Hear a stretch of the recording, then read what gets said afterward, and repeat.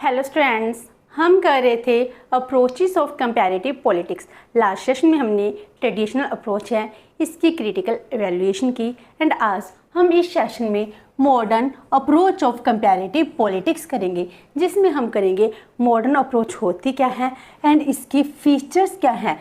जो modern approach हम कह रहे हैं कंपैरेटिव पॉलिटिक्स की, जब हम स्टडी करना स्टार्ट करते हैं तो जब सेकेंड वर्ल्ड वॉर के बाद सिचुएशंस चेंज हो जाती हैं, उसके साथ ही हम पॉलिटिक्स को, पॉलिटिकल सिस्टम को जब स्टडी करते हैं, इसके मेथड्स हैं, वे हैं, चेंज हो जाते हैं तो एक रेवोल्यूशनरी चेंज आता है। इस रेवोल्यूशनरी चेंज को हम क्या कहते हैं? Modern approach of comparative politics, जिसमें हमने फॉर्मल, इनफॉर्मल, इवन की ह्यूमन बिहेवियर है, हमने इसकी स्टडी करनी भी स्टार्ट कर दी। तो बहुत से फैक्टर्स हैं, हमने इसको भी स्टडी किया जब हम कंपैरेटिव पॉलिटिक्स की स्टडी करते थे। पहले क्या था? ओनली पॉलिटिकल सिस्टम है, इसमें स्टेट गवर्नमेंट है, जो हमारी ब्यूरोक्रेसी एंड फॉर्मल सेक्टर्स हैं, इनकी स्टडी करते थे। लेकिन टाइम चेंज हुआ, इवन की वोटिंग बिहेवियर है, हम उसकी स्टडी भी करना स्टार्ट कर देते हैं। तो जो चेंजेस आए हैं, इस चेंजेस को हम नेम देते हैं मॉडर्न अप्रोच का। तो मॉडर्न अप्रोच है जो डिवेल्प होती है आफ्टर वर्ल्ड वॉर 2, क्योंकि इसके बाद जो इंटरनेशनल सिनेरियो है चेंज हो जाता है। पहले कॉलोनी सिस्टम चलता था, अब कॉलोनी के बाद क्या हो गया? जो बड़ी बड़ी इंपीरियल स्टेट्स थी, इन्होंने कंट्रीज को फ्रीडम देना स्टार्ट कर दी। सेकेंड वर्ल्ड वॉर के बाद एशिया, अफ्रीका, लैटिन अमेरिका की बहुत सी कंट्रीज हैं जिनको इंडिपेंडेंस मिल गई, तो वो सॉवरेन स्टेट बन गए थे। तो इसीलिए न्यू कॉन्सेप्ट्स का भी जन्म होता है, उनकी डेवलपमेंट है, उनके फैक्ट्स हैं। बहुत से फैक्टर को स्टडी करना था कि उनकी सिस्टम को कौन कौन इन्फ्लुएंस कर रहा है। तो इसके साथ टाइम के साथ जब हम फ्रीडम की, लिबर्टी की, इक्वालिटी की, डेमोक्रेसी की बातें कर रहे थे, इस टाइम नए कंसेप्ट्स का जन्म होता है, जिसको हम मॉडर्न अप्रोच में स्टडी करते हैं। It include the study of Asia, Africa and Latin America also. हम आल्सो क्यों कह रहे हैं? क्योंकि जो ट्रेडिशनल अप्रोच थी वो वेस्टर्न कंट्रीज, यूएसए, यूके या फिर यूरोपियन कंट्रीज हैं, सिर्फ इनकी ही स्टडी करती थी और जो अदर नेशंस हैं उनकी स्टडी नहीं करती थी। एंड जो Asia, Africa, Latin America continents हैं, इनको तो कंसीडर ही नहीं करते थे। अब चेंज आना स्टार्ट होता है, इनकी स्टडी करनी भी स्टार्ट हो जाती है। तो मॉडर्न अप्रोच है, मॉडर्न अप्रोच बहुत सी चेंजेस लेकर आती है।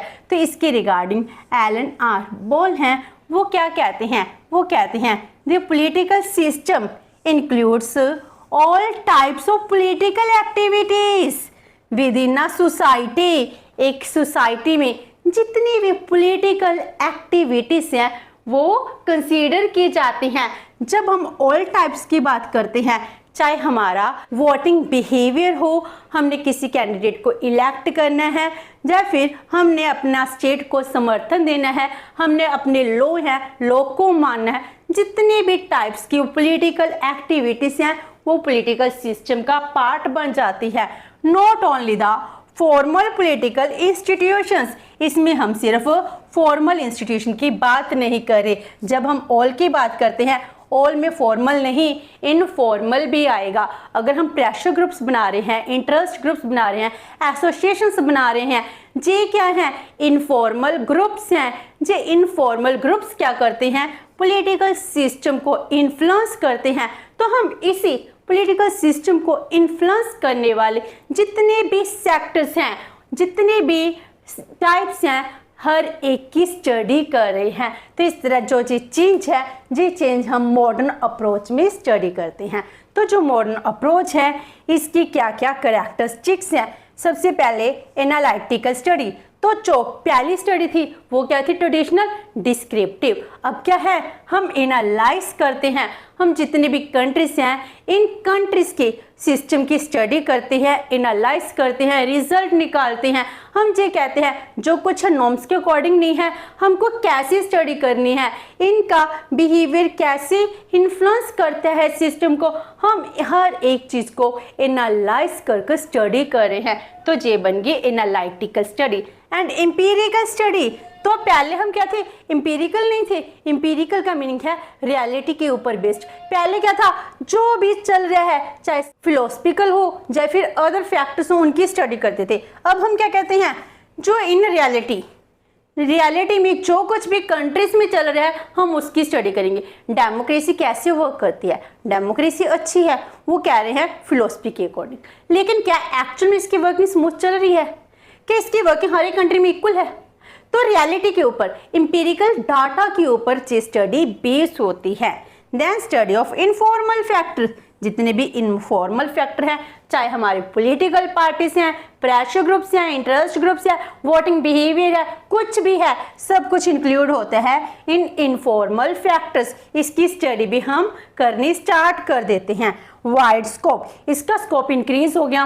क्यों? पहले तो हम सिर्फ डेवलप कंट्रीज की स्टडी कर रहे थे, अब डेवलप नहीं, अंडर डेवलप और डेवलपिंग कंट्रीज हैं, इनकी स्टडी करना भी स्टार्ट कर दी। एशिया, अफ्रीका, लैटिन अमेरिका जैसी कंट्रीज की जब स्टडी करना स्टार्ट करते हैं तो पॉलिटिकल साइंस का, कंपैरेटिव पॉलिटिक्स का स्कोप बहुत ज़्यादा वाइड हो जाता है।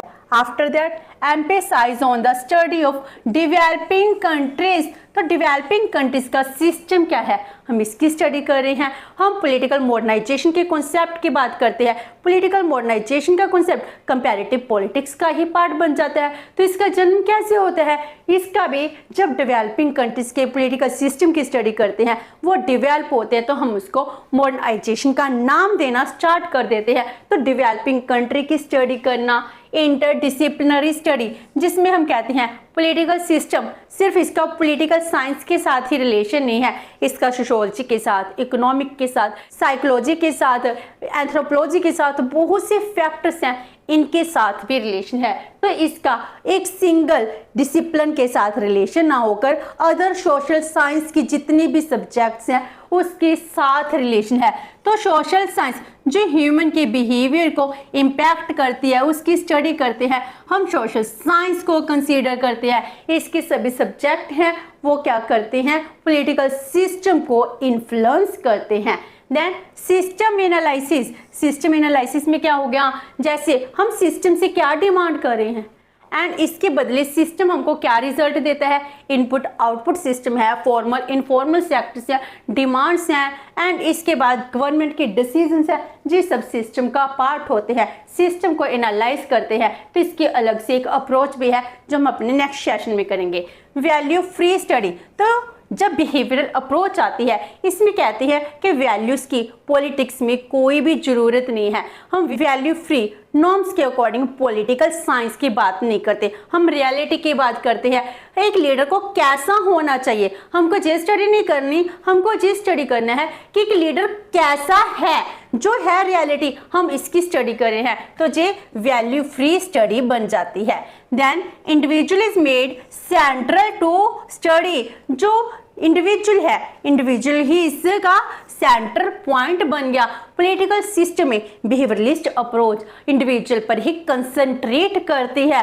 तो ये कहती है कि हम इस सब्जेक्ट में एक इंडिविजुअल के इंटरेस्ट के अकॉर्डिंग हम इसकी बात करेंगे। इंडिविजुअल क्या करता है, कैसे करता है, वो सिस्टम को कैसे इन्फ्लुएंस करता है, स्टेट गवर्नमेंट है, इसके ऑर्गन्स है, हर एक चीज़ को इंडिविजुअल ही इम्पैक्ट करता है। तो ह्यूमन बिहेवियर की 1908 में ग्राम वोल्स हैं वो स्टडी करना स्टार्ट करते हैं। उसके बाद डेविड ईस्टन आ जाते हैं जो इसमें रेवोल्यूशनरी चेंज ले आते हैं।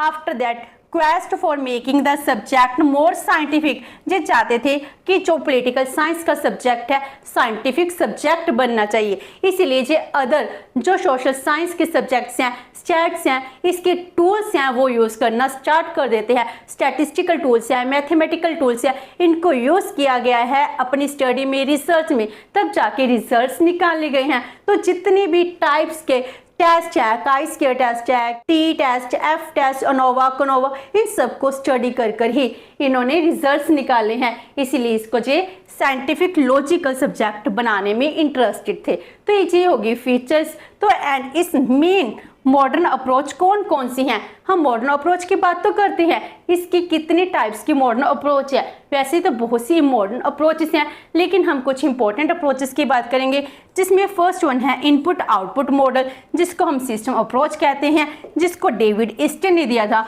जो बहुत ही ज़्यादा इंपॉर्टेंट है।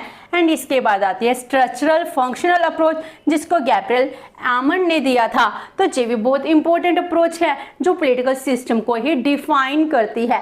तो जो अप्रोचेस हैं, इनमें हम नेक्स्ट सेशन में सिस्टम अप्रोच करेंगे। और इसके बाद जो बिहेवियरलिस्ट अप्रोच है, मार्क्सियन अप्रोच है, साइकोलॉजिकल अप्रोच है, इकोनॉमिक अप्रोच है, डिसीजन मेकिंग अप्रोच है, एंड सो ऑन। और भी बहुत सी अप्रोचेस हैं जो मॉडर्न अप्रोचेस में कंसीडर किए जाते हैं। तो हम इन दो अप्रोचेस को बहुत ही डिटेल से डिस्कस करेंगे। तो नेक्स्ट सेशन में हम करते हैं सिस्टम अप्रोच। होप सो कि आपको ये सेशन अच्छा लगा होगा। अगर आपकी कोई क्वेरी है तो post in comment box, and video अच्छी लगी तो please like and share with your friends. Thank you so much and have a nice day.